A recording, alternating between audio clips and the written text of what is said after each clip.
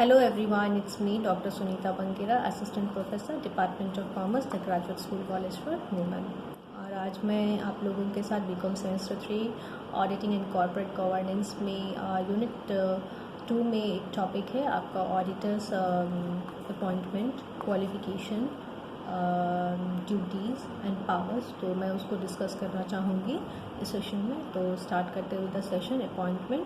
एक ऑडिटर का जो अपॉइंटमेंट होता है वो आपका एक डिज़ायरेबल क्वालिफिकेशन होना ज़रूरी है, which is mentioned in section 141 of the companies act 2013। और उसमें बोला गया है कि particularly a person should be a chartered accountant in practice और he should be a partnership firm, a chartered accountant in partnership, where the majority of partners practicing in India are chartered accountant holding certificate of the practice may also be appointed as an auditor। तो ये सारा जो था आपका qualifications होता है। और अगर हम डिसक्वालिफ़िकेशंस की बात करते हैं कि वो कौन सा आधार है जिसके बेसिस पर एक ऑडिटर को हम डिसक्वालीफाई कर सकते हैं, तो पहला है एक बॉडी कॉर्पोरेट के रूप में अगर वो है तो उसको हम डिसक्वालीफाई कर देते हैं। किसी डायरेक्टर के रूप में अगर वो काम करता है, एक्ट करता है किसी कंपनी में, तो भी हम उसको डिसक्वालीफाई करते हैं। किसी कंपनी में अगर वो फुल टाइम काम करता है तब हम उसको डिसक्वालीफाई कर सकते हैं। या ऑफिसर या एम्प्लॉय के रूप में अगर वो काम करता है फर्म में, कंपनी में, तब भी हम उसको डिसक्वालीफाई कर सकते हैं। या फिर ए पार्टनर और एम्प्लॉय ऑफ एन ऑफिसर और employee of the company and its subsidiary और होल्डिंग और एसोसिएट्स और subsidiary and holding its company can be also disqualified as auditor. उसके बाद हम बात करते हैं कि अगर वो किसी कंपनी में एज ए कंसल्टेंसी या स्पेशलाइज सर्विसेज अगर वो दे रहा है तब भी हम उसको डिसक्वालीफाई कर सकते हैं।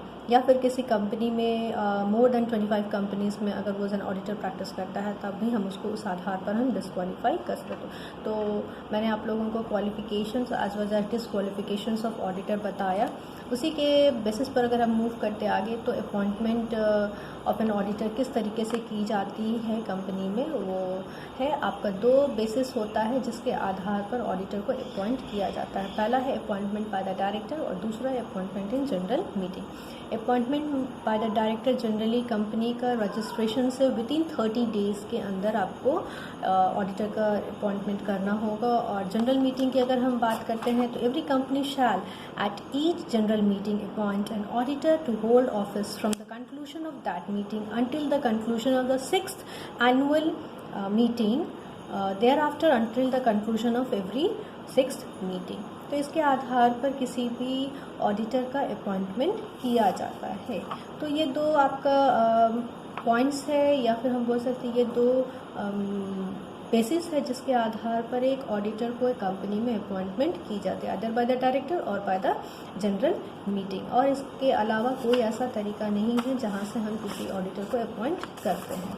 अगर हम बात करते हैं उसकी rights and powers of the company की एक ऑडिटर का क्या राइट्स है या क्या पावर है, तो पहला है कि he can assess the books of accounts. वो पर्टिकुलरली एक ऑडिटर का राइट है कि वो कंपनी बुक्स ऑफ अकाउंट्स को असेस कर सकता है at any time at any place, and no one will restrict him और no one will interfere his work. उसके बाद होता है he can obtain the informations and explanations होता है ड्यूरिंग द विजिट और during this course of action, what ever the points में come across he comes across at that time. वो particular auditor को अगर कोई इन्फॉर्मेशन चाहिए किसी मैटर से रिलेटेड, तो वो उसमें वो इन्फॉर्मेशन ले सकता है, पूछ सकता है, इंक्वायरी कर सकता है, और साथ ही साथ वो उस पर्टिकुलर मैटर पर वो एक्सप्लेनेशन भी मांग सकता है। उसके बाद होता है कि अगर वो कोई रॉन्ग स्टेटमेंट है तो उसको वो करेक्ट करने का भी वो राइट रखता है ड्यूरिंग जब वो पर्टिकुलरली ऑडिटर अगर वो काम कर रहा है और उसके काम के दौरान किसी तरीके का स्टेटमेंट अगर गलत पाया जाता है, काम गलत है, तो वो उसका राइट है कि उसको वो करेक्ट भी कर सके। उसके बाद अगर हम बात करते हैं ऑडिटर का राइट के बारे में, तो वो विजिट कर सकता है कोई भी ब्रांचेस को। ऐसा नहीं कि वो पर्टिकुलरली जिस जगह वो काम कर रहा है तो उसका एक स्पेसिफाइड एरिया है, उसके के आधार पर वो किसी भी ब्रांच में जा करके अपना विजिट कर सकता है, इंस्पेक्शन कर सकता है। एंड देन हम लोग बात करते हैं ऑडिट रिपोर्ट की बात। तो जो ऑडिट रिपोर्ट एक ऑडिटर बनाता है उसको वो स्वयं बनाता है बायस्ड होकर के। तो हम लोग बात बोलते हैं कि वो पर्टिकुलर जो रिपोर्ट होता है should be duly signed by him only, यानी जो बनाता है, जो ऑडिटर ऑडिट रिपोर्ट बना रहा है with the help of his supporting staffs and members, तो उस पर्टिकुलर रिपोर्ट को एक ऑडिटर की राइट है कि उसको वो साइन करे। उसके बाद होता है कि जो भी मीटिंग, जनरल मीटिंग एक ऑर्गेनाइजेशन में कंडक्ट हो रहा है, उसके बारे में प्रॉपर इन्फॉर्मेशन ऑडिटर को दिया जाए, बिफोर हैंड सूचित किया जाए, ताकि वो पर्टिकुलर जनरल मीटिंग को वो अटेंड कर सके और विभिन्न मुद्दों पर अगर डिस्कशन हो रहा है तो उसको उसके बारे में इंफॉर्मेशन मिल सके। फिर होता है कि अगर कोई लीगल एंड टेक्निकल एडवाइसेस अगर उसके पास है तो he can give it to the organisation as an expert advice.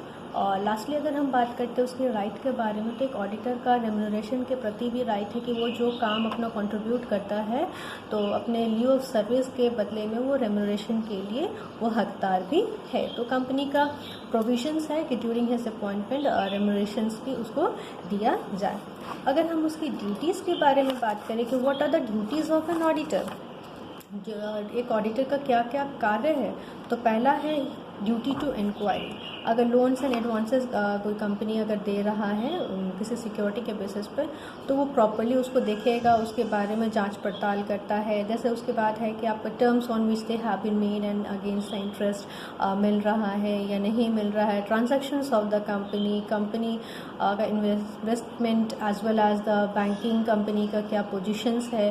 तो ये सारा मैटर्स है जिस पर वो पर्टिकुलरली डिटेल इंक्वायरी कर सकते हैं। ये उसका पार्ट ऑफ द ड्यूटी होता है। फिर duty to submit the report होता है। जब जिस तरीके से वो इंक्वायरी कर रहा है, एग्जामिन कर रहा है, उसी के आधार पर पर्टिकुलरली एक ऑडिटर का ड्यूटी या कर्तव्य भी बोल सकते हैं कि रिपोर्ट बना करके ऑर्गेनाइजेशन को दे, और वो जो पर्टिकुलरली जो रिपोर्ट होगा वो कंपनीज एक्ट के अकाउंटिंग एंड ऑडिटिंग स्टैंडर्ड्स के अनुसार से बनाया जाएगा। दूसरा होता है कि जब भी वो balance sheet refer in his report is promptly drawn up as so as to exhibit the true and fair position of a company. जब वो अगर बैलेंस शीट से रेफर करता है then that balance sheet should be true and fair position, मतलब कि वो particularly जो बैलेंस शीट है सही और जानकारी दे ताकि ऑर्गेनाइजेशन को बेनिफिट हो सके।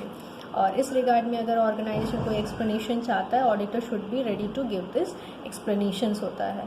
फिर information and explanation to his knowledge and believes were necessary for the purpose of his audit होता है। फिर whether the report of the accounts of any branch of is audited under section 143 by the person other than the company auditor has been forwarded to him, how he had dealt with the same in preparing the auditor's report. तो ये सारा चीज़ आपका है कि submit जब वो report बना रहा है तो इन रिपोर्ट को बनाते समय इन सारे बातों को उसको ध्यान देना होगा, ये उसका ड्यूटी है। उसके बाद होता है कि जो रिपोर्ट वो बनाया, कि जैसे मैंने बात किया कि जो भी रिपोर्ट अगर वो ऑडिटर बना रहा है तो वो स्वतंत्र रूप से बनाता है, स्वतंत्र होकर के, बट मे भी हो सकता है कि बहुत सारे लोगों का इन्वॉल्वमेंट इन सेंस की टीम वर्क में, ग्रुप वर्क में अगर वो काम कर रहा है तो रिपोर्ट बनाते वक्त वो पर्टिकुलर पर्सन यानी ऑडिटर उसको साइन करेगा। It should be verified, may be वो ग्रुप में काम कर रहा हो, बट जब इंडिविजुअल रिपोर्ट बनाने की बात होती है तो ऑडिटर ग्रुप में काम करने के बाद जो रिपोर्ट्स वो कंक्लूजन्स ड्रॉ करता है उसको रिपोर्ट के रूप में प्रेजेंट करता है, then it should be duly sign by him. Fourth अगर हम बात करते हैं तो certified the statement contain in the prospectus होता है, profit and loss, assets and liabilities, rates of dividend, interest etcetera. उसके बाद अगर हम बात करते हैं ड्यूटी फिफ्थ पॉइंट पे, to report under the voluntary winding up है। फिर टू हेल्प इन इन्वेस्टिगेशन, उसके पार्ट ऑफ द ड्यूटी है कि वो investigation which is according to section 217। And then seventh we can say that compliance with the accounting standard है। और 8 अगर हम बात करते हैं तो during his investigation, during his duty, whatever the errors and frauds he comes across, उसके बारे में उनको अलग से रिपोर्ट रेडी करके रखना होता है ताकि वो ऑर्गेनाइजेशन को दे और भविष्य में इस तरीके का एरर या फिर फ्रॉड्स ना हो और उसको किस तरीके से हम करेक्ट कर सके या फिर आगे में हम उसको रोकने के लिए हम क्या प्रिवेंशंस ले सके ऑर्गेनाइजेशन को अपने रिपोर्ट में, ये सारी चीज़ों को उनको बताना होता है। इसके अलावा भी बहुत सारा ड्यूटीज़ होता है जो कि ऑडिटर का है, वो आइदर जॉइंट ऑडिटर के रूप में काम करे या ब्रांच ऑडिटर के रूप में काम करता है या फिर इंटरनल ऑडिटर के रूप में भी काम करता है। तो वहाँ पे भी उसका कुछ ड्यूटीज़ है, like every listed companies having certain duties, every unlisted public companies उसके अंदर में भी उनका ड्यूटीज़ रहता है। अगर हम बात करते हैं ब्रांच कंपनी में तो वहाँ आपका audit of accounts of the branch of the company books है, उसको वो ध्यान देगा। देन जॉइंट ऑडिटर के रूप में अगर बड़ा ऑर्गेनाइजेशन है तो वहाँ एक से अधिक अगर ऑडिटर की ज़रूरत होती है, तो वहाँ particularly work area of auditor, मतलब ईच ऑडिटर का वर्क एरिया स्पेसिफाई कर दिया जाता है, and each auditor is responsible for his area और duty and responsibility accordingly he is been given, और उसके आधार पर वो पर्टिकुलरली अपना काम करता है एंड इन्वेस्टिगेट करता है, माइन्यूटली हर एक चीज़ को वो देखता है, कंक्लूजन्स ड्रॉ करता है, what ever things he comes across he write down in his audit notebooks, और उसके आधार पर वो पॉइंट वाइज रिपोर्ट तैयार करता है according to the preferences what we must have seen, कि जो बहुत ज़रूरत है उनको हम लोग ऊपर नंबर 1 में रखते हैं, देन अकॉर्डिंगली देखिए मोस्ट इंपॉर्टेंट जिसमें हमको ज़्यादा ध्यान देना है वो नंबर 1 पे रहेगा, and then least it comes to the नीचे हम उसको और लिखते हुए रहते हैं। तो वो सारी चीज़ों को अपना रिपोर्ट में लिखेगा, that too should be according auditing standard के अनुसार से जो कि कंपनीज एक्ट में दिया हुआ है, उसी आधार पर वो अपना रिपोर्ट बनाएगा, and then it should be sign by an auditor, और फिर जाकर के वो कंपनी में उसको प्रेजेंट करता है, इन सेंस कि वो सबमिट करता है। तो इतनी सारा चीज़ है जो आपका एक ऑडिटर का ड्यूटीज़ है जिस दिन से वो काम ज्वाइन करता है and till the submission of his report. तो ये सारी चीज़ें थी जो मैंने ऑडिटर के बारे में बताया, और इसी के साथ आज मैं सेशन यहीं पर क्लोज़ करती हूँ। Thank you.